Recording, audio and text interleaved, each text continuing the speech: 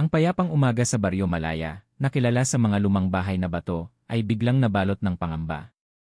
Isang lumang bahay sa dulo ng daang Sampaguita, na halos 2 dekada nang pinaniniwalaang bakante, ang biglaang dinagsa ng mga tao.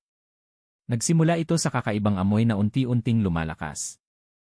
Sa simula, inakala ng mga residente na bangkay ng hayop iyon. Ngunit matindi ang amoy.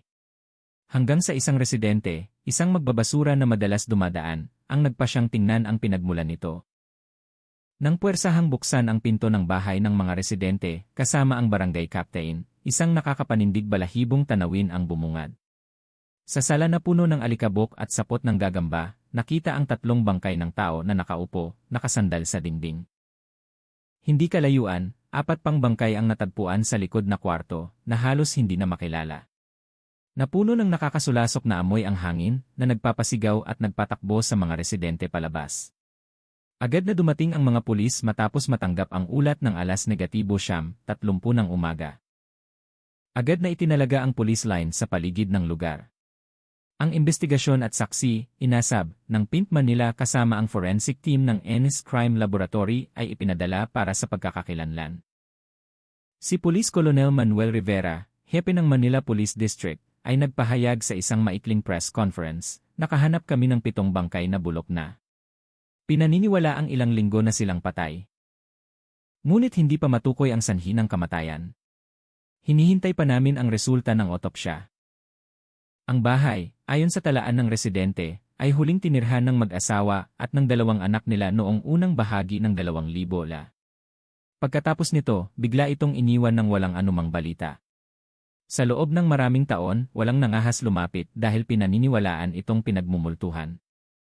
Maraming nagsabing nakakakita sila ng malabong ilaw sa loob ng bahay sa gabi, ngunit walang nagpatunay sa katotohanan nito. Ngayon, ganap na nagbago ang kapaligiran sa paligid ng lugar.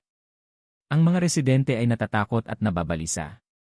Karamihan ay piniling isara ang kanilang mga tindahan ng maaga. Ilang pamilya pa nga ang lumipat pansamantala sa bahay ng mga kamag-anak. Pinahigpit ng mga otoridad ang seguridad at nilimitahan ang pag-akses ng mga residente na gustong tignan ng malapitan. Ipinahayag ng Barangay Council na susuriin nila ang kasaysayan ng pagmamay-ari ng bahay, kabilang kung sino ang huling nakatala bilang residente.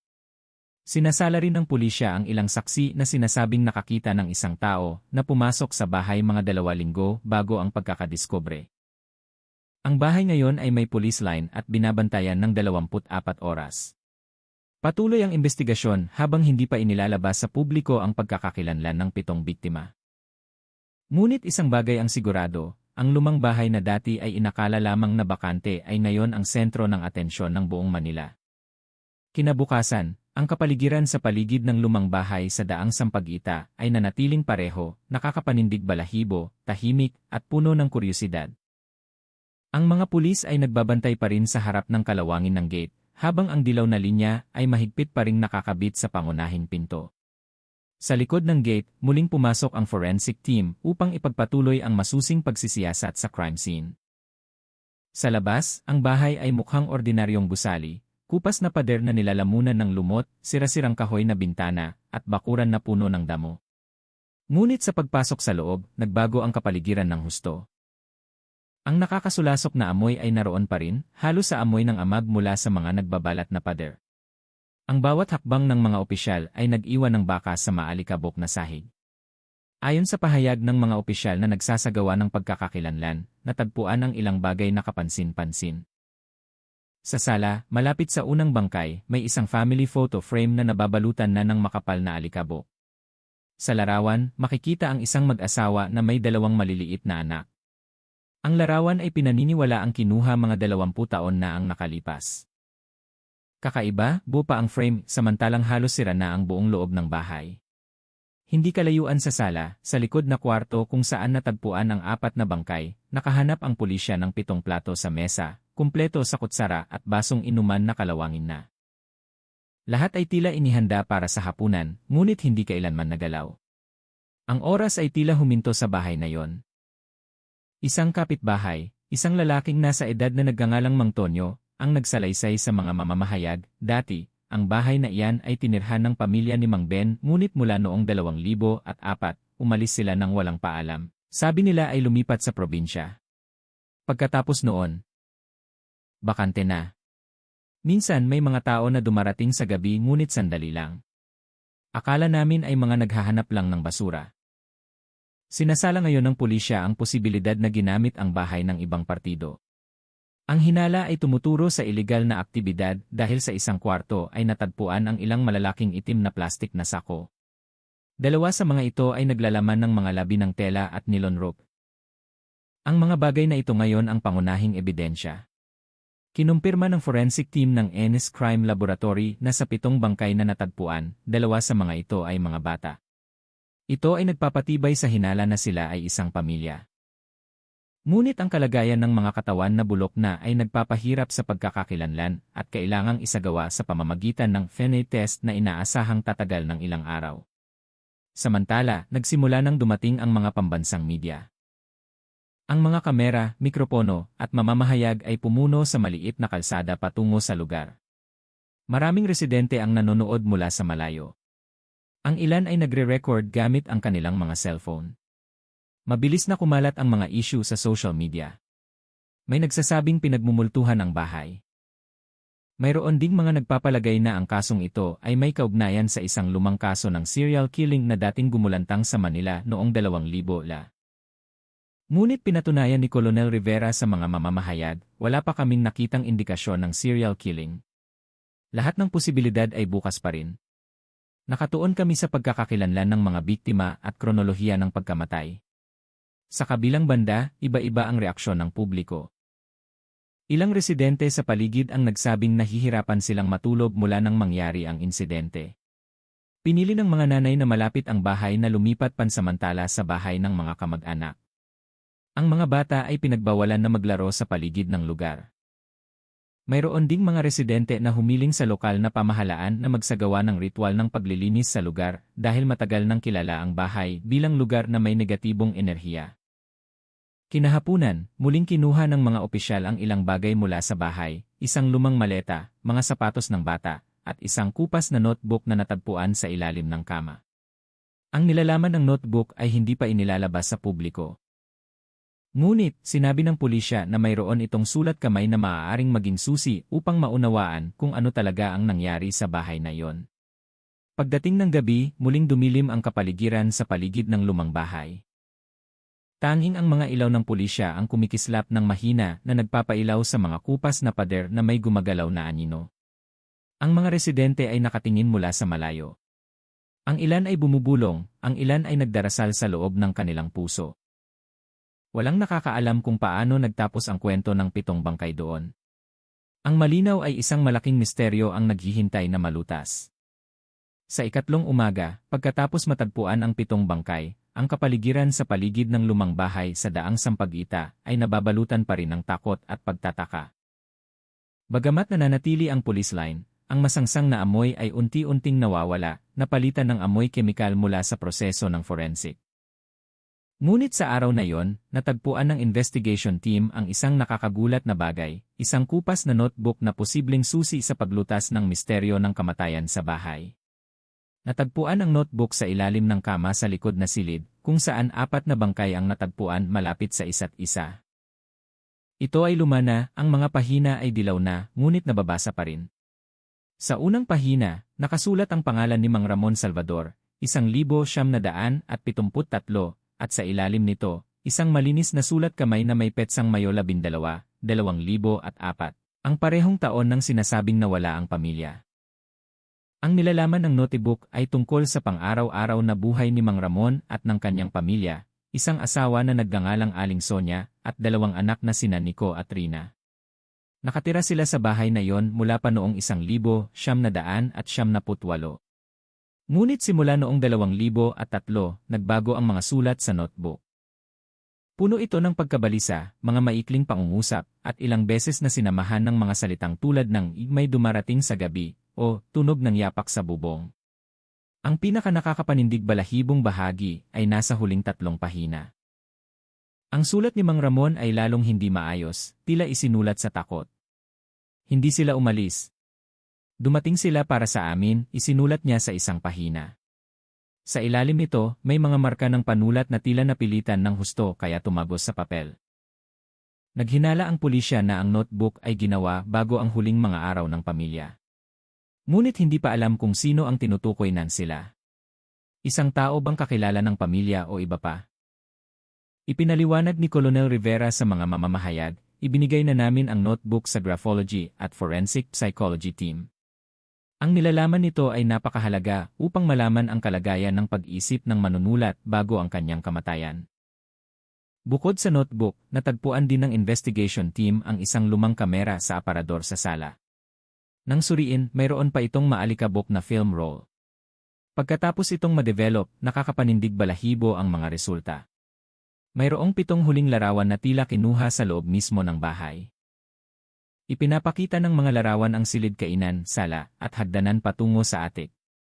Ngunit sa huling 2 larawan, makikita ang isang malabong anino na kahawig ng figura ng tao na nakatayo sa likod ng bintana.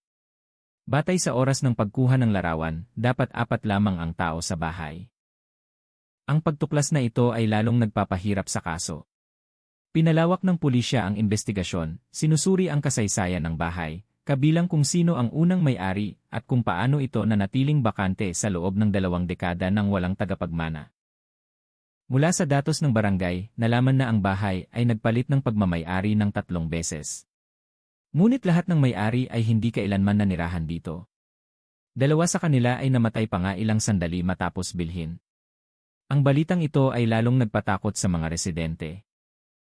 Isang may bahay, si Aling Nena, ang nagsabi, akala namin dati ay isang ordinaryong pinagmumultuhang bahay lang iyan, ngunit kung may ganyang notebook at larawan, nakakapanindig balahibo. Siguro nga mayroon pang iba bukod sa isang simpleng pagpatay. Samantala, ang mga pambansa at internasyonal na media ay nagsimulang magulat. Ang mga headline sa telebisyon ay nagbabalita ng misteryo ng 7 bangkay sa bakanteng bahay sa Manila at kakaibang notebook mula sa inabandunang bahay. Patuloy na dumarating ang mga mamamahayag na ginagawang sentro ng atensyon ang lugar ng buong bansa. Ngunit sa gitna ng kaguluhan, may isang bagong katotohanan na nagpatakbo ng mabilis sa pulisya. Isang residente na nagngangalang Mang Pedring ang nag-ulat na 2 linggo bago matagpuan ang mga bangkay, nakita niya ang isang lalaking nakasuot ng itim na jacket na pumasok sa bahay sa gabi. Ang lalaki ay may dalang flashlight at malaking bag at umalis bago magbukang liwayway. Nang tanungin, inakala ni Mang Pedring na ang lalaki ay ang bagong may-ari ng bahay. Ngayon, sinusuri ng pulisya ang kinaroroonan ng misteryosong lalaki. Malakas ang hinala na ang bahay ay ginamit para sa mga nakatagong layunin bago ito matagpuan ng mga residente. Ang lalaki ba ay ang salarin, saksi, o isang taong nakakaalam kung ano ang nangyari 20 taon na ang nakalipas? Wala pang tiyak na sagot. Sa paglapit ng gabi, bumuhos ang malakas na ulan sa lugar. Sinimulan ng mga opisyal ng pulisya na isara ang lugar pansamantala. Ngunit maraming residente ang nakatayo pa rin sa malayo, nakatingin sa bahay na may magkahalong damdamin. Sa likod ng basag na bintana, makikita ang silhouette ng isang lumang upuan sa sala na hindi gumagalaw kahit kaunti. At sa ibabaw ng mesa, nakabukas pa rin ang notebook ni Mang Ramon sa huling pahina na naglalaman lamang ng isang pangungusap. Nandito na sila. Ang malakas na ulan ng gabing iyon ay lalong nagpadilim sa kapaligiran sa daang Sampaguita. Mabilis na dumaloy ang tubig sa maliit na kanal sa harap ng lumang bahay na ngayon ay binabantayan ng mahigpit ng mga otoridad. Nakakabit pa rin ang police line. Ngunit sa gitna ng dagundong ng ulan, narinig ang bulungan ng mga residente na nagkukumpol sa dulo ng kalsada. Ilan sa kanila ay nagsabing nakakita sila ng isang bagay na gumagalaw sa loob ng bahay. Ngunit ang buong forensic team ay umalis na sa lugar mula pa noong hapon. 9:00 ng gabi, isa sa mga nagbabantay na opisyal ang nag-ulat na nakarinig ng kakaibang tunog mula sa bahay, tulad ng yapak sa itaas na palapag. Agad na sinuri ng pulisya gamit ang flashlight, ngunit walang nakita. Nananatiling walang laman ang silid na nag-iwan lamang ng tubig sa sulok ng sahig dahil sa tumagas na bubong. Ngunit ang nakakapagpanindig balahibo ay sa maalikabok na bintana, may bakas ng kamay ng tao na basa pa at tumutulo pa ang tubig. Kinabukasan, muling ipinagpatuloy ang investigasyon. Natagpuan ng forensic team na isa sa mga dingding sa likod na silid ay tila naiiba sa iba. Ito ay mas bago, hindi gaanong matingkad ang kulay kumpara sa ibang bahagi. Pagkatapos ng masusing pagsusuri gamit ang cavity detection device, natagpuan ng pulisya ang isang nakatagong silid sa likod ng dingding. Sinimulan ang proseso ng pagbaklas ng maingat. Matapos mabuksan ang bahagi ng dingding, lumabas ang malamig na hangin na sinamahan ng masangsang na amoy ng amag. Sa likod ng dingding ay may isang makitid na silid na may sukat na humigit kumulang 2 metro. Walang bintana, walang ilaw, naglalaman lamang ng isang kahoy na upuan at ilang piraso ng papel na nakakalat sa sahig. Isa sa mga papel ay naglalaman ng sulat kamay na kahawig ng sulat ni Mang Ramon. Ang sulat ay tila isinulat ng nagmamadali. Ilang bahagi ay mahirap basahin, ngunit isang pangungusap ang malinaw na nakasulat, kung babalik sila, huwag mong buksan ang pintuan na yon. Hindi sila namatay dito. Bumalik sila dahil hindi pa tapos.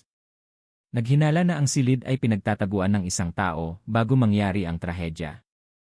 Ngunit lumabas ang bagong tanong, sino ang sumulat ng mensaheng iyon at para kanino ito iniwan?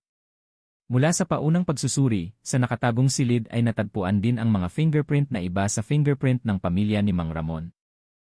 Ang pagtuklas na ito ay nagpapatibay sa hinala na may ibang tao na naroon sa bahay, marahil kahit matapos mamatay ang pamilya. Sinusuri ngayon ng Crime Laboratory Team ang mga fingerprint at DNA upang matukoy ang may-ari nito. Samantala, lalong nababalisa ang mga residente at lalong lumalaganap ang mga isyong mistikal. Sinimulan ng mga residente sa paligid na magsunog ng insenso sa harap ng kanilang mga bahay.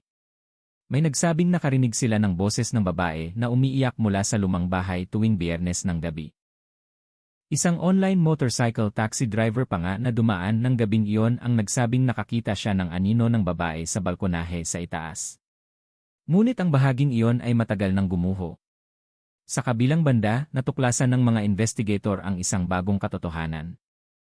Ang bahay ay dati palang inupahan ng iligal ng isang nagngangalang John Advincula 5 taon na ang nakalipas. Ngunit, hindi siya kailanman nakatala sa barangay at walang malinaw na pagkakakilanlan. Nang sinubukan ng mga opisyal na hanapin ang huling tirahan nito, natuklasan nila na ang pangalan ay ginamit din sa 2 magkaibang kasong kriminal sa ibang lungsod, panloloko at pagkulong. Ang taong ito ay maaaring maging susi, sabi ni Colonel Rivera sa media. Sinusuri namin ang posibilidad na may direktang kaugnayan si June sa bahay at sa pamilya ng biktima. May malakas na indikasyon na bumalik siya sa lugar kamakailan. Sinuri pagkatapos ng mga opisyal ang atik ng bahay na matagal nang sarado. Nang buksan ang bubong, natuklasan nila ang isang bagay na lalong nagpatindi sa tensyon. Isang lumang kayumangging maleta, maalikabok, ngunit nakakandado pa rin ng mahigpit. Nang buksan, ang nilalaman nito ay mga damit na sira na sa paglipas ng panahon, ilang piraso ng sulat, at isang bagay na nagpakatingin-tinginan sa mga investigator. Isang maliit na gintong kwintas na may pendant na hugis letrang A. Ang kwintas ay nakilala ng isang matandang residente na nagngangalang Aling Mila na dating madalas tumulong sa pamilya ni Mang Ramon sa paglalaba. Sa nanginginig na boses, sinabi niya, ang kwintas na iyan ay kay Rina, ang anak na babae ni Mang Ramon. Naalala ko ng husto dahil ako ang tumulong sa kanya na isuot ito sa kanyang kaarawan noong bata pa siya. Ang pagkakadiskubre ng kwintas ay nagpapatibay sa hinala na ang mga biktima ay ang pamilya ni Mang Ramon. Ngunit hindi pa tapos ang misteryo. Sa likod ng maleta, nakasuksok ang isang maliit na piraso ng papel na tila mas bago kumpara sa iba pang bagay doon. Ang nakasulat sa papel ay, 7 nakabalik na, 1 na lang ang kulang. Ang mga investigator ay nagmamadali upang malaman ang kahulugan ng mensaheng iyon. Ang tinutukoy bang isa pa ay isa pang biktima na hindi pa natatagpuan o isang taong buhay pa at nakakaalam ng lahat ng katotohanan? Muling bumaba ang gabi. Ang mga ilaw ng pulisya ay nananatiling nakasindi sa harap ng lumang bahay na nagpapakita ng anino sa mga basag na dingding. Ang hangin ay humihip ng mahina na nagdadala ng malabong tunog tulad ng bulungan na nagmumula sa loob ng bahay. At para sa mga residente sa paligid, ang lumang bahay sa daang Sampaguita ay hindi na lamang isang bakanting gusali, kundi simbolo ng isang madilim na misteryo na hindi pa nalulutas. Iba ang pakiramdam ng umaga sa Manila. Ang langit ay kulay abo at ang hangin sa paligid ng daang Sampaguita ay nananatiling kakaibang lamig. Halos 1 linggo na mula nang matagpuan ang 7 bangkay sa lumang bahay. Ngunit, ang misteryo na bumabalot sa kaso ay lalong nagiging madilim at komplikado. Ang investigation team ngayon ay nagtatrabaho maghapon at magdamag. Ang lumang bahay ay naging isang bukas na laboratorio. Bawat sulok ay sinusuri, bawat bagay ay kinukuhanan ng larawan, bawat baka sa dingding ay inaalagaan. Ngunit, may isang bagay na patuloy na gumagambala sa isip ng pangunahing investigator, si Police Major Carlo Manalo. Sino ang tinutukoy na isa pa sa misteryosong mensahe? Ang investigasyon sa mensaheng nakasulat na 7 nakabalik na, isa na lang ang kulang ay nagdala sa pulisya sa sunod-sunod na bagong pagtuklas. Batay sa resulta ng DNA test mula sa mga bangkay na natagpuan, kinumpirma na 6 na bangkay ay mga miyembro ng pamilya ni Mang Ramon Salvador, si Mang Ramon, Aling Sonia, ang kanilang 2 anak, at 2 kamag-anak mula sa panig ng asawa na nanirahan kasama nila. Ngunit ang 7 bangkay na natagpuan malapit sa kusina ay hindi tumugma sa iyanig ng pamilya. Ang mas nakakagulat pa, ang 7 bangkay ay nagpakita ng mga palatandaan ng mas kamakailang kamatayan, mga 2 hanggang 3 linggo na ang nakalipas, hindi 20 taon tulad ng orihinal na hinala. Nangangahulugan ito na may isang tao na naroon sa bahay kamakailan lamang at posibleng ang taong iyon ay ang salarin o isang bagong biktima. Tinitigan ni Major Manalo ang mga larawan mula sa pagsusuri ng crime scene. Sa dingding ng likod na silid, sa mismong itaas kung saan natagpuan ang mga bangkay, may isang malabong bakas na tila sulat kamay. Matapos itong linawin ng digital forensic team, ang sulat ay nagsasabing, bumalik ako para sa kanila. Tahimik na tinitigan ni Major Manalo ang pangungusap na yon ng matagal. Kung ito ay isinulat ng taong namatay 3 linggo na ang nakalipas, kung gayon, nakikipag-ugnayan tayo sa isang tao na alam kung ano ang nangyari sa bahay na ito 20 taon na ang nakalipas. Ang investigasyon ay muling bumalik sa pangalan ni John Advincula, ang misteryosong lalaki na sinasabing umupa sa bahay 5 taon na ang nakalipas. Natagpuan ng pulisya ang lumang talaan ng bank account sa parehong pangalan sa isang lokal na bangko. Ang huling transaksyon ay naitala 2 buwan na ang nakalipas sa Cavite. Batay sa pahayag ng bangko, ang taong iyon ay nag-withdraw ng malaking halaga ng salapi at pagkatapos ay nawala ng walang bakas. Ngunit, isang nakakagulat na pahiwatig ang nagmula sa masusing pagsusuri ng forensic sa notebook ni Mang Ramon. Sa likod na pahina, sa ilalim ng huling sulat na nagsasabing, nandito na sila, mayroon palang ibang sulat na nababasa lamang sa ultraviolet light. Ang sulat ay nagsasabing, kung hindi ako makaalis, hayaan mong siya ang magdala ng sikretong ito. Ang sulat ay pinaniniwala ang idinagdag matapos mamatay ang pamilya ni Mang Ramon. At nang ikumpara ito sa iba pang sulat kamay mula sa mga dokumento ni John, nagtugma ang mga ito. Nangangahulugan ito na bumalik si John sa bahay matapos mamatay ang pamilya ni Mang Ramon. Kinahapunan, isang pinagsamang team mula sa Pint Manila at INI Regional Office (IVA) ang nagsagawa ng maliit na paghuhukay sa likod na bahagi ng bakuran ng bahay. Pinaghihinalaan ang lokasyong iyon dahil natagpuan ang mga bakas ng lupa na may iba't ibang kulay, tila kakabuksan lang kamakailan. Nang dahan-dahang buksan ang patong ng lupa, muling lumabas ang masangsang na amoy. Ilang sandali pagkatapos, natagpuan ng team ang isang maliit na kahoy na kahon na may kalawangin na pako sa paligid nito. Nang buksan, ang nilalaman nito ay nagpatahimik sa lahat ng naroon, isang mini recorder, isang sirang pocket camera, at isang piraso ng puting tela na maayos na nakabalot. Sa loob ng tela ay may isang piraso ng sulat na may sulat kamay na katulad ng dati. Ang sulat ay nagsasabing, alam kong ako ang huli. Naririnig ko sila bawat gabi. 7 nakabalik na at ngayon ay ako na ang susunod.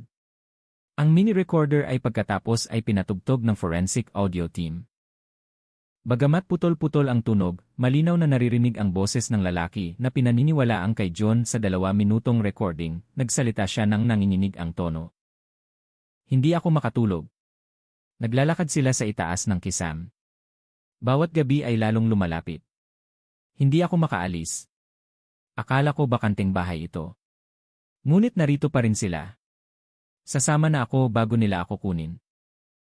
Ang recording ay biglang huminto na sinamahan ng malakas na tunog na tila may nahulog.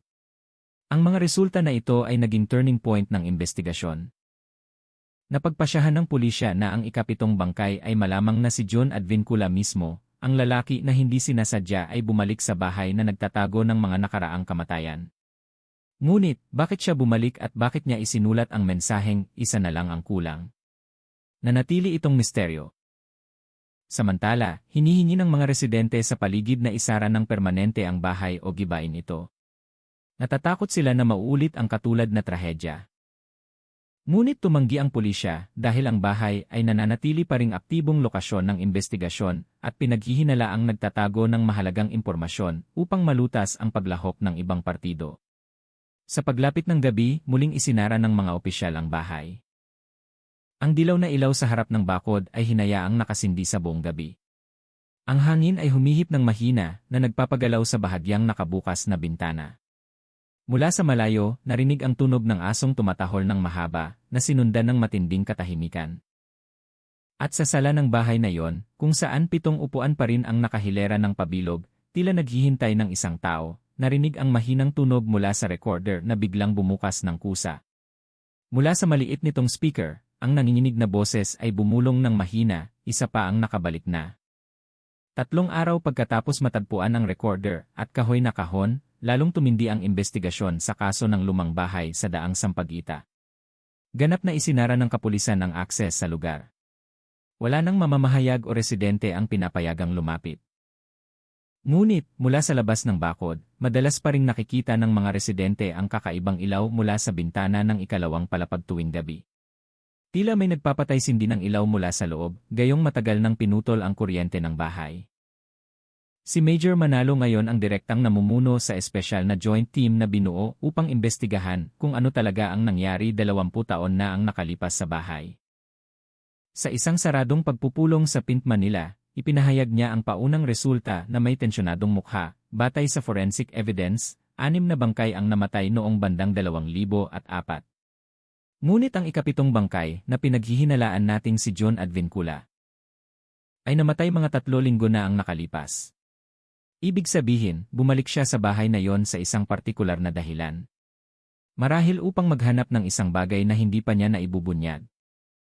Ngunit hindi lamang ang siyentipikong katotohanan ang nakakuha ng atensyon ng mga investigator. Mula sa pagsusuri ng audio, natuklasan na ang natagpuang recorder ay hindi lamang naglalaman ng isang recording, kundi 8 magkahiwalay na file. 7 mga ito ay malubhang sira, ngunit isang file ang bahagyang naibalik. Nang patugtugin, narinig ang mabigat at humihinal na boses ni John, naririnig ko na naman ang kanilang boses. Ang mga yapak ay mula sa itaas. Ngunit walang bubong ang bahay na ito na pwedeng apakan. Nakita ko ang anino sa salamin. 7 tao ang nakatayo sa likod ko. Alam ko na kung sino sila ngayon. Hindi sila kailanman umalis. Huminto ang recording na may tunog na tila may binuksang pinto, na sinundan ng maliit na sigaw at tunog ng isang bagay na nahulog. Lahat ng opisyal na nakarinig ng recording ay nagkatinginan. Biglang tumahimik ang silid, tila lahat ay nakakaramdam ng parehong tensyon. Nag-uusat siya tungkol sa 7 tao at sinabi niya na hindi sila kailanman umalis. Marahil hindi lamang ito talaan ng pagkakasala. May isang bagay na nangyari sa kanya. Sinimulan ng investigation team na suriin ang koneksyon ni John at ng pamilya ni Mang Ramon. Mula sa lumang civil registry na natagpuan sa barangay archive, natuklasan na si John Advincula ay dating nagtrabaho bilang personal na katulong ni Mang Ramon na noon ay isang maliit na negosyante ng real estate. Ngunit pagkatapos ng 2003, nawala ang kanyang pangalan mula sa datos, walang formal na ulat tungkol sa kanyang kinaroroonan. Mas kahina-hinala pa, ang lumang talaan ng transaksyon sa pananalapi ay nagpakita na bago nawala ang pamilya ni Mang Ramon, may malaking pag-withdraw ng pera mula sa kanilang account at ang pirma sa withdrawal slip ay hindi tumugma sa orihinal na pirma ni Mang Ramon. Malakas ang hinala na si June ang kumuha ng pera at pagkatapos ay tumakas. Nangangahulugan ito na si June ay hindi lamang saksi, posibleng siya ang salarin sa pagpatay sa pamilya ni Mang Ramon 20 taon na ang nakalipas. Ang hindi maipaliwanag ay kung bakit siya bumalik. Isa sa mga miyembro ng forensic psychology team ang nagpahayag na si John ay maaaring bumalik sa bahay dahil sa pagkakasala. Marami kaming kaso kung saan bumabalik ang mga salarin sa pinangyarihan ng krimen pagkatapos ng maraming taon dahil sa pagmumulto ng kanilang sariling gawa, sabi ni Elena Reyes, isang forensic psychologist na tumulong sa investigasyon. Ngunit hindi kumbinsido si Major Manalo. Pakiramdam niya ay may higit pa sa pagkakasala. May isang nakatagong motibo. Isang bagay na sinubukan ni June na hanapin o itago. Sa ikapitong gabi mula nang matagpuan ang mga bangkay, nagpasya ang police team na magsagawa ng paghahalughog sa bahay sa gabi upang maghanap ng iba pang nakatagong silid. Ginamit nila ang thermal camera at motion sensor. Alas negatibo 12, 15 ng hating gabi, isang aparato ang nakakita ng anomalya sa temperatura sa likod ng attic, isang bahagi na hindi pa nasusuri dahil sa makitid na access nito.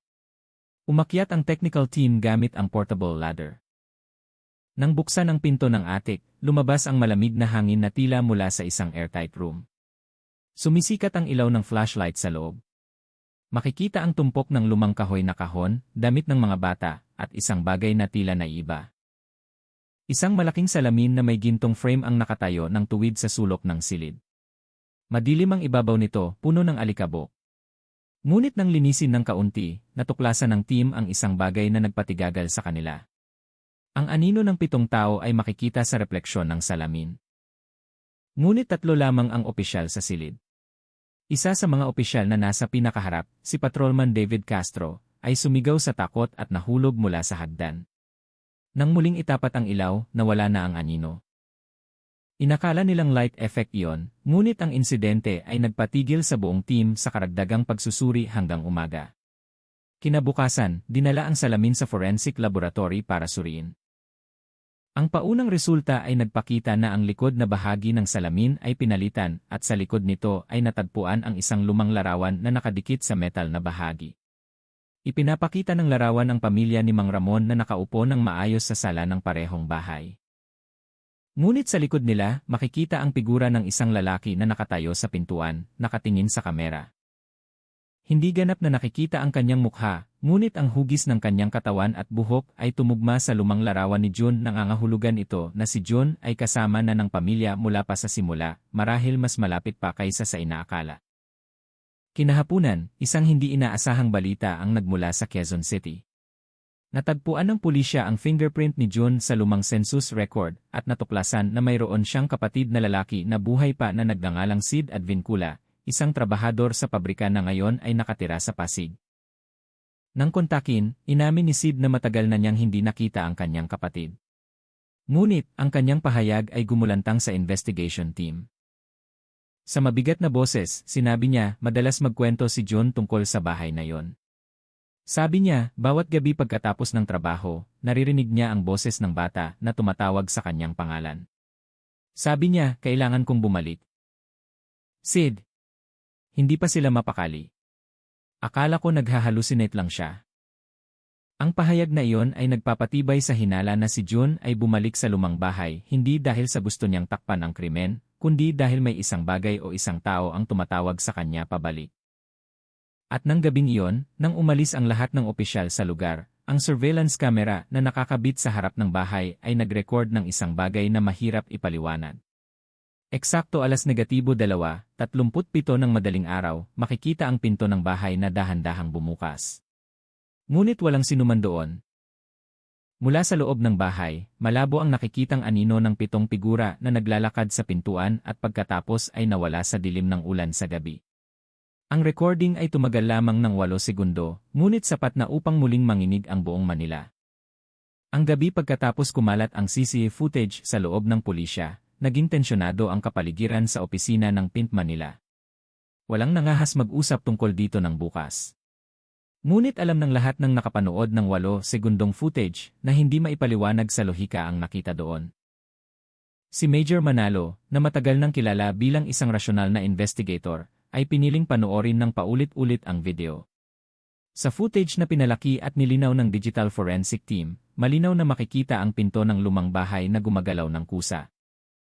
Matapos itong bumukas, lumitaw ang anino ng 7 figura na dahan-dahang lumabas mula sa loob bago nawala sa gitna ng dilim ng ulan sa gabi. Walang refleksyon ng ilaw, walang camera interference, malinaw ang lahat. Ngunit may isang bagay na nagpatigagal kay Manalo. Sa huling segundo ng footage, sa pinakahuling frame, makikita ang silhouette ng ika-8 figura na nakatayo sa pintuan. Mas mataas, mas madilim at hindi gumagalaw. Tila direktang nakatingin sa kamera. Kinabukasan, bumalik ang pinagsamang team mula sa PINP Manila at INI Regional Office, IVA sa lugar. Ang lumang bahay ngayon ay binabantayan ng kumpletong kagamitan sa pagsubaybay. Thermal camera, motion sensor, hanggang sa low-frequency sound recorder. Lahat ay nakakabit sa bawat silid, kabilang ang attic kung saan natagpuan ang salamin. Ngunit bago magsimula ang pagsusuri, iniulat ng isa sa mga opisyal, si Police Staff Sergeant Mario Del Rosario, ang isang bagay na hindi kapanipaniwala. Nang buksan niya ang pinto ng likod na silid, lahat ng upuan na dating nakahilera ng maayos ay nagpalit ng posisyon. Ang 7 upuan ay perpektong nakabilog sa gitna ng silid, tila naghihintay ng isang tao na umupo sa ika-8 upuan na bakante sa gitna. Tinitigan ni Manalo ang pormasyon na yon ng matagal at sinabi, "Huwag ninyong baguhin ang posisyon muna." Kumuha ng larawan mula sa lahat ng anggulo. Agad na kumuha ng larawan ng team at ang resulta ng larawan ay nagpakita ng isang nakakagulat na bagay mula sa itaas. Ang pattern ng 7 upuan ay bumubuo ng isang perpektong bilog na may marka na kahawig ng letrang E sa gitna. Ang letrang iyon ay kapareho ng inisyal ng pangalan ni John at kapareho rin ng marka na natagpuan sa likod ng isa sa mga lumang larawan ng pamilya ni Mang Ramon. Si John ba ang nag-iwan ng markang iyon o ang marka ay naroon na mula pa dati, naghihintay na matagpuan? Ilang oras pagkatapos, nakatanggap ng balita ang team mula sa Quezon City. Si Sid Advincula, kapatid ni John, ay pumayag na pumunta sa Manila upang magbigay ng direktang testimonya. Dumating siya na may maputlang mukha, dala ang isang maliit na bag na naglalaman ng lumang dokumento ng kanyang pamilya. Sa silid ng investigator, matagal siyang umupo ng walang salita, bago sa wakas ay naglabas ng isang dilaw na sulat. Ito ang huling sulat mula kay John, ipinadala sa akin 5 linggo na ang nakalipas. Ang sulat ay isinulat ng malinis ngunit nanginginig ang sulat kamay. Maikli ang nilalaman nito. Ngunit nakakapanindig balahibo. Sid, kung hindi ako makabalik, huwag mo akong hanapin. Kailangan kong tubusin ang nagawa ko, 20 taon na ang nakalipas. Hindi na ako makatulog mula nang dumating sila sa panaginip. Sabi nila malapit na ang oras. Kailangan kong buksan ang portal na iyon at isara ito mula sa loob. Ang salitang P-portal ay nagpatigagal kay Aditi. Agad siyang nag-utos sa team na suriin muli ang nakatagong silid sa likod ng dingding na dating natagpuan sa likod na silid. Nang ibaba nila ang soil and metal detection equipment, ipinakita ng pagbabasa ang isa pang bakanteng silid sa ilalim ng sahig na hindi natukoy noon. Sinimulan ng team na maghukay ng maingat. Mahinang umalingaw-ngaw ang tunog ng floor cutter sa gitna ng katahimikan. Pagkatapos ng ilang minuto, lumitaw ang isang butas na may lapad na 1 metro. Mula sa loob nito, lumabas ang malamig na hangin at masangsang na amoy ng amag. Itinutok ang flashlight sa ibaba. Makikita ang hagdanan ng bato na bumaba sa silong. Huminga ng malalim si Manalo. Dahan-dahan tayo bababa. Ang hagdanan ay nagtapos sa isang makitid na silid na may magaspang na dingding na bato. Sa gitna nito ay nakatayo ang isang lumang kahoy na mesa na may tumpok ng mga papel na bahagyang bulok na. Sa isa sa mga dingding ay may drawing ng kamay ng bata gamit ang uling. 7 figura ng tao ang nakatayo ng pabilog at isang mas malaking figura sa gitna. Ngunit ang pinakanakakuha ng atensyon ay ang maliit na bakal na pinto sa kanlurang bahagi ng silid na bahagyang nakabaon sa lupa. Sa ibabaw nito ay nakaukit ang sulat, ang pintuang ito ay bubuksan ng 1 beses lamang. Pagkatapos noon, ang nasa labas ay hindi maaaring pumasok at ang nasa loob ay hindi maaaring bumalik. Ang sulat na iyon ay malinaw na hindi bago. Ang pintura ay kumupas na ngunit malalim ang mga ukit na tila isinulat gamit ang matulis na bagay. Nang subukan ng team na buksan ang bakal na pinto, mahina itong umugong. Ang hangin sa loob ay lalong lumamig. Nang bumukas ang pinto, itinutok ng kanilang flashlight sa isa pang mas maliit na silid.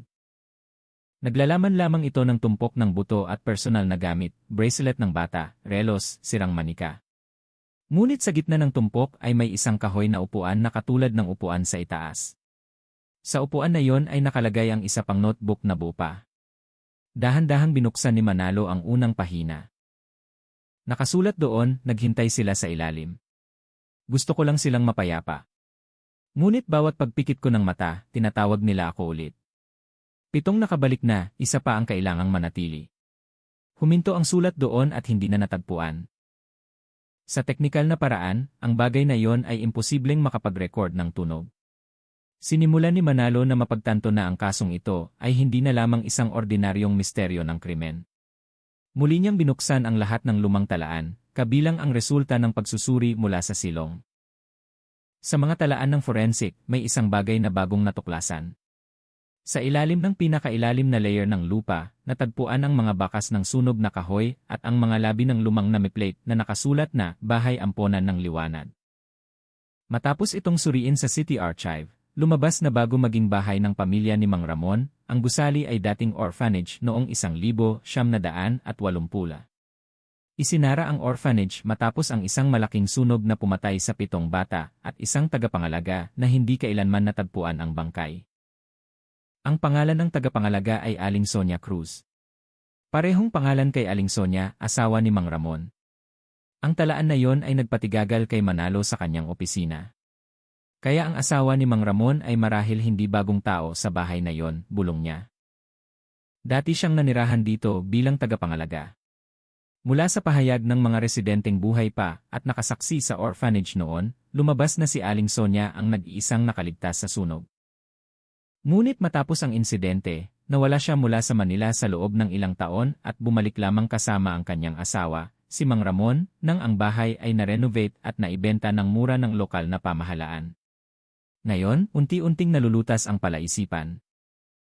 Ang bahay ay nagtatago ng 2 madilim na pangyayari, ang trahedya ng sunog sa orphanage at ang pagkawala ng pamilya ni Mang Ramon 20 taon pagkatapos. 2 pangyayari na may parehong pattern, 7 biktima, 1 ang natitira. Naghinala ang pulisya na si Aling Sonia ay maaaring may hindi nalutas na trauma. Ngunit hindi nito ipinapaliwanag kung paano nasangkot si June o kung bakit siya nawala at bumalik hanggang sa matagpuan siyang patay sa parehong lugar. Muling sinuri ni Manalo ang sirang recorder. Bagamat hindi na gumagana ang aparato, ipinakita ng magnetic wave scan ang residual low-frequency sound na mas mababa sa human hearing threshold. Nang palakasin gamit ang sound spectrum analyzer, lumitaw ang isang pattern na kahawig ng spiral-shaped wave. Katulad ng pattern na natagpuan sa isa sa mga pahina ng notebook ni Mang Ramon, isang bilog na may 7 linya sa paligid nito. Ang pattern na ito ay tulad ng isang summoning symbol, sabi ni Elena Reyes, ang forensic psychologist na kasama niya. Kung pag-uusapan natin sa psikolohikal na paraan, ang simbolong ito ay maaaring isang anyo ng obsession. Isang uri ng ritual na inuulit dahil sa pagkakasala o nakaraang trauma. Tahimik lang si Manalo. Matagal niyang tinitigan ang recorder at pagkatapos ay mahina itong sinabi, o marahil hindi sila ang tumatawag, kundi isang taong sumusubok na isara ang isang bagay at nabigo. Ilang araw pagkatapos, nakatanggap ang pulisya ng ulat mula sa isang matandang lalaki na nagngangalang Mang Pedrito, dating gardener ng orphanage. Sa nanginginig na katawan, isinalaysay niya na bago ang sunog, madalas makita si Aling Sonia na nakikipag-usap sa kanyang sarili sa silid laruan ng mga bata. Mahilig siyang umupo sa sahig, nakatingin sa 7 maliliit na upuan ng mga bata. Minsan naririnig ko siyang nagsasabi, "Hindi pa ba kayo tulog? Gabi na, darating na si Inay." Ngunit siya lang mag-isa sa silid na yon. Nang gabing may sunog, inamin ni Mang Pedrito na narinig niyang sumigaw si Aling Sonia na tinatawag ang pangalan ng kanyang mga ampon. Mabilis kumalat ang apoy at natagpuan si Aling Sonia na walang malay sa labas ng bahay. Nang magising siya, umiyak lang si Aling Sonia at paulit-ulit na sinabi, "Hindi sila gusto umalis, gusto nila akong manatili." Ang kwento na yon ay nagpakilabot kay Manalo. Lahat ng pattern ay nagsisimula ng mabuo. 7 upuan, 7 biktima, 1 ang natitira.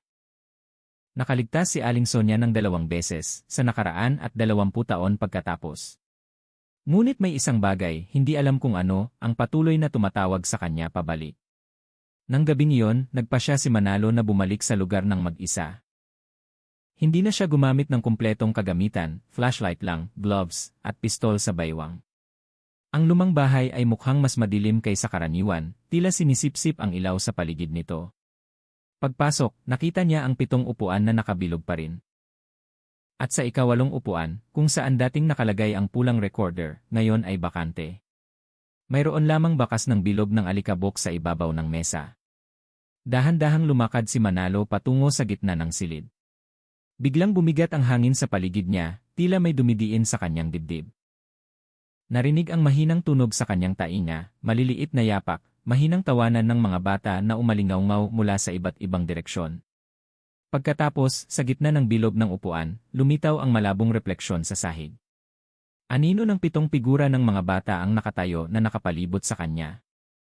Isa sa kanila ay nakahawak sa kamay ng isang babaeng nasa hustong gulang na hindi malinaw ang mukha. Umurong si Manalo ng isang hakbang, itinutok ang flashlight sa pintuan. Ngunit biglang lumabo ang ilaw ng flashlight at mula sa dilim, narinig ang boses ng babae na bumubulong, "Isinara ko na ang portal na yon, ngunit binuksan mo ulit." Ganap na namatay ang flashlight. Ganap na dumilim ang bahay. Ilang segundo pagkatapos, 3 beses kumislap ang ilaw ng kalye sa labas ng bahay, at sabay-sabay na namatay ang lahat ng aparato sa pagsubaybay sa police outpost. Nang pumasok ang mga opisyal 5 minuto pagkatapos, bakante ang bahay. Ang ika-8 upuan na yon ay nakatayo ng tuwid sa gitna ng bilog at sa ibabaw nito, muling nakasindi ang pulang recorder. Kumikinang ng mahina ang maliit na ilaw nito. Tila naghihintay ng isang tao na pindutin muli ang play. Kinabukasan, kakaiba ang kapaligiran sa Pint Manila headquarters. Lahat ay nag-uusap ng mahina. Nakatingin ang kanilang mga mata sa monitor na nagpapakita ng huling bahagi ng footage mula sa surveillance camera ng lumang bahay sa daang Sampaguita bago namatay ang buong sistema. Sa video, makikita si Major Manalo na pumasok sa bahay ng mag-isa alas -11:47 ng gabi. Pagkatapos, eksaktong 2 minuto pagkatapos, namatay ang lahat ng ilaw sa lugar. Nang bumalik ang kuryente, hindi na nakita si Manalo sa loob ng silid. Isang mahabang katahimikan ang bumalot sa conference room. Walang senyales na lumabas siya sa pinto o bintana, sabi ng CCA technician na nanginginig ang dibdib. Tila nawala lang siya. Tinitigan lang ng hepe ng Manila Police District ang bakanteng screen.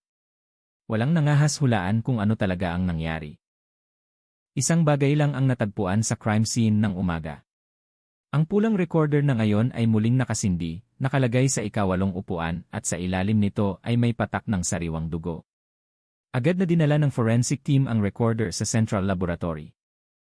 Nang patugtugin ang aparato, lumitaw ang tunog ng dahan-dahang yapak.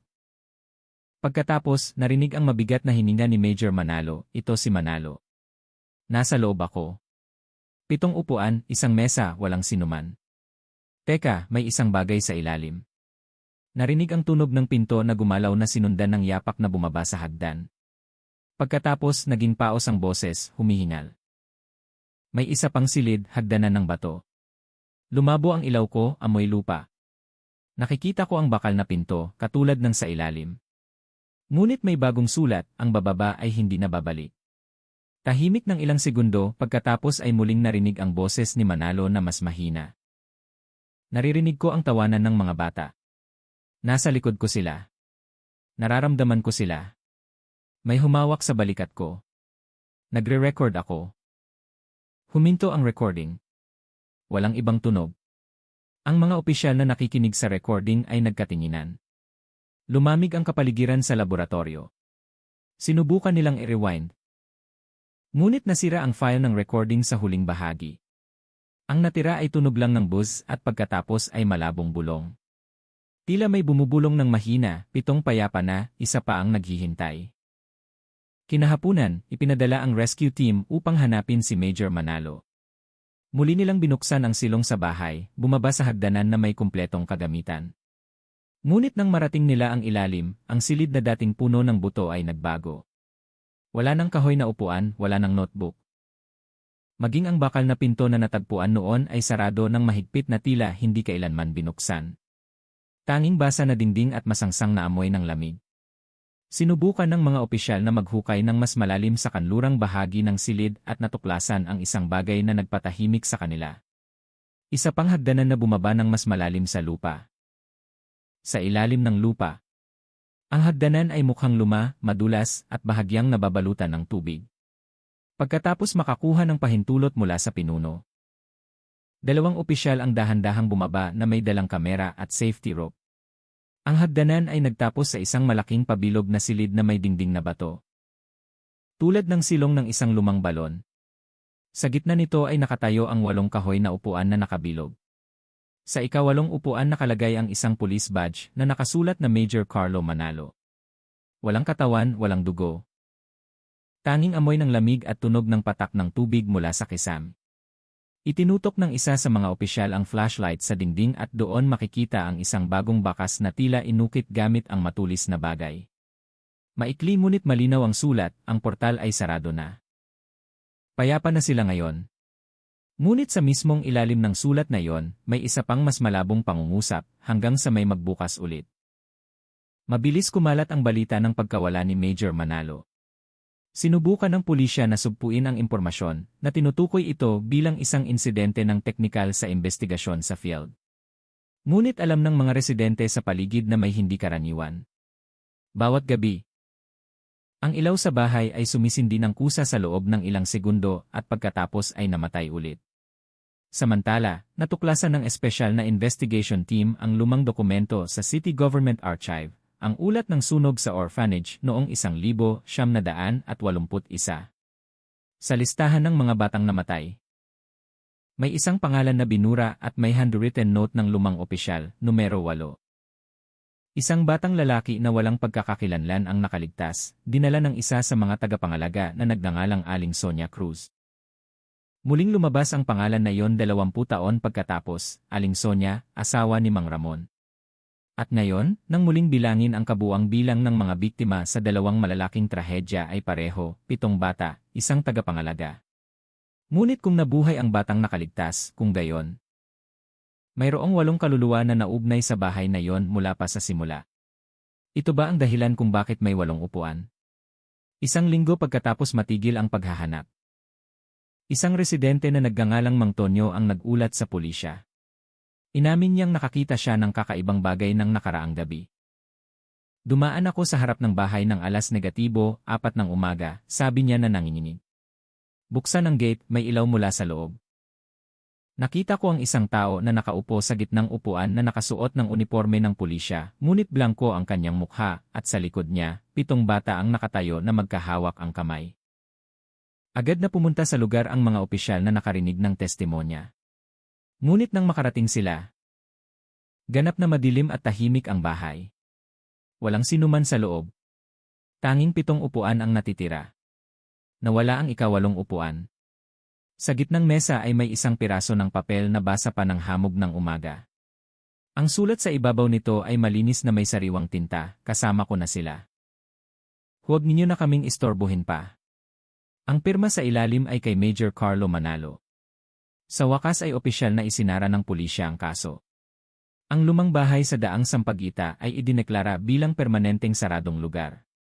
Tinabunan ito ng lokal na pamahalaan ng lupa at nagkabit ng maliit na karatula na walang pangalan. Ngunit para sa mga residente sa paligid, ang bahay ay hindi kailanman nawala. Minsan sa mga gabing may hamog, naririnig pa rin nila ang tawanan ng mga bata mula sa likod ng lupa. Minsan ang ilaw sa ilalim ng lupa ay sumisindi sandali, tila nagpapahiwatig na may nagbabantay pa. At sa City Archive, sa isang maalikabok na folder na nakasulat na, Kaso ng Bahay sa Sampaguita, may nagdagdag ng isang maliit na tala sa dulo ng file na may sulat kamay na walang pangalan, ang portal ay hindi kailanman ganap na nagsara. Naghihintay lang kung sino ang mangahas magbukas ulit. 3 buwan na ang nakalipas mula ng huling pangyayari sa lumang bahay sa Daang Sampaguita. Ang lugar na yon ay tahimik, hindi na isang abalang kalsada. Maging ang mga tricycle driver at tindero ay ayaw nang dumaan pagkatapos ng paglubog ng araw. Sa lugar kung saan dating nakatayo ang bahay, ngayon ay mayroon lamang isang malaking tambak ng lupa na tinutubuan ng damo. Isinara na ng lokal na pamahalaan ang lugar na may semento at bakal na bakod, nagkabit ng karatula na nakasulat na ipinagbabawal na lugar, bawal pumasok. Ngunit alam ng mga residente sa paligid na sa ilang partikular na gabi, lalo na bago hating gabi, mayroong malabong ilaw na lumalabas mula sa ilalim ng lupa, tulad ng kislap ng lampara na namatay sindi ng dahan-dahan. At minsan, naririnig ang mahinang boses ng bata na tumatawag mula sa direksyon ng dating bahay, Aling Sonia, nandito na kami. Sa Pint Manila Headquarters, ang mga archive ng kaso ng lumang bahay sa Sampaguita ay nakaimbak na ngayon sa isang bakal na aparador na may limitadong access code. Bukod sa mga dokumento at forensic photos, may isang bagay na hindi pa rin maipaliwanag sa siyentipikong paraan. Ang pulang recorder na naging sentro ng misteryo. Bawat beses na sinusuri ang aparato ng technical team, pareho pa rin ang resulta, walang electronic components, walang power source, walang active circuits. Ngunit kakaiba, ang pulang ilaw nito ay minsan sumisindi ng kusa, kahit na madilim ang silid at hindi nakakonekta sa kuryente. Ilang teknisyan ang sumumpa na nakarinig sila ng malabong tunog mula sa loob. Tunog ng tawanan ng mga bata, pagkatapos ay mahinang boses ng lalaki na nagsasabi, "Nandito na kayo. Isinara ko na." Pagkatapos namatay muli ang ilaw. Ang kwento ni Major Manalo ay naging legend sa hanay ng mga otoridad. Ang ilan ay naniniwala na nawala siya sa silong na hindi na natagpuan. Ang ilan naman ay naniniwala na siya ay naging bahagi ng misteryo na kanyang hinabol. Ngunit may isang pangyayari na nagpapatunay na hindi pa tapos ang kwentong ito. 6 na buwan matapos isara ang lugar, naitala ng seismic sensor ng Manila ang isang maliit na pagyanig sa mismong coordinate point ng lumang bahay. Ang pagyanig ay hindi lindol, tumagal lamang ng 6 na segundo, ngunit nagmula sa lalim na 8 metro sa ilalim ng lupa, eksakto sa lugar kung saan dating natagpuan ang hagdanan ng bato. Nang ipinadala ang monitoring team, wala silang natagpuan. Matigas at siksik ang lupa, at walang senyales na nagalaw ito. Isang kakaibang bagay lang, bahagyang nakabukas ang bakal na bakod na nagsasara sa lugar, tila may bagong labas. Isang buwan pagkatapos, isang lokal na mamamahayag na nagngangalang Rico Valera ang sumulat ng isang feature report na pagkatapos ay naging viral sa media. Sinuri niya ang buong kwento ng bahay, kinapanayam ang mga residente, pulisya, hanggang sa mga laboratory technician. Ang kanyang ulat ay pinamagatang ang portal na hindi kailanman nagsara.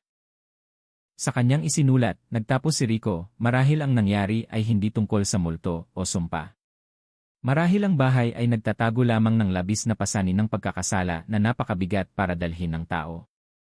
At bawat beses na may sumusubok na isara ang kwento nito, ang pagkakasala ay naghahanap ng bagong kaluluwa upang palitan ito. Ngunit, 2 linggo matapos lumabas ang kanyang artikulo, iniulat na nawawala si Rico sa kanyang pag-uwi mula sa night coverage sa parehong lugar. Ang kanyang motorsiklo at bag ay natagpuan sa gilid ng kalsada, hindi kalayuan sa lokasyon ng lumang bahay na ngayon ay natabunan na. Sa loob ng bag na yon, natagpuan ng pulisya ang kanyang journalist's notebook. Sa huling pahina, nakasulat ang maikling pangungusap na may sulat kamay na nagmamadali, "Nakita ko na sila, 8 na sila ngayon."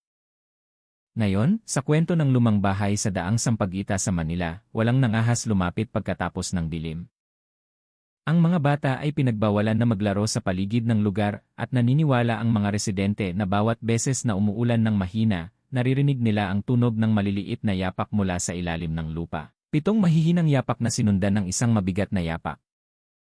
At tungkol kay Major Manalo, bawat gabi ng ika-17 ng buwan, ang police radio communication sa paligid ng Sampaguita area ay minsan pa ring nakakakuha ng mahinang signal na may boses na kilala ng kanyang mga kasamahan. Ulat mula sa Sampaguita Point, ligtas ang sitwasyon, payapa na ang lahat.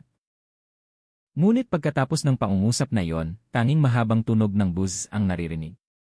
Pagkatapos, mahinang tawanan ng mga bata. Ang radio recording na iyon ngayon ay nakaimbak sa parehong file ng pulang recorder. 2 bagay na sumisimbolo sa isang malaking misteryo na hindi maipaliwanag ng lohika ng tao. Wala na ang lumang bahay, ngunit ang kwento nito ay hindi kailanman ganap na nagtatapos. Dahil tulad ng nakasulat sa dingding ng huling silong bago ito tabunan, ang portal ay hindi pinto. Ito ay isang pangako, at ang pangako ay hindi maaaring ilibing. Ang kaso ng pagkakadiskubre ng 7 bangkay sa lumang bahay sa daang Sampaguita, Manila, ay sa wakas isinara na may maraming tanong na hindi pa nasasagot. Bagamat natabunan na ngayon ang lugar, ang misteryo kung sino talaga ang nasa likod ng trahedya ay pinag-uusapan pa rin ng mga residente hanggang ngayon. Manatiling mapagbantay at patuloy na subaybayan ang mga balita dito lamang sa kanal na ito. Dahil ang katotohanan ay minsan nakatago sa likod ng mga hindi inaasahang bagay. Huwag kalimutang i-like, comment, at mag-subscribe upang hindi makaligtaan ang pinakabagong balita mula sa amin.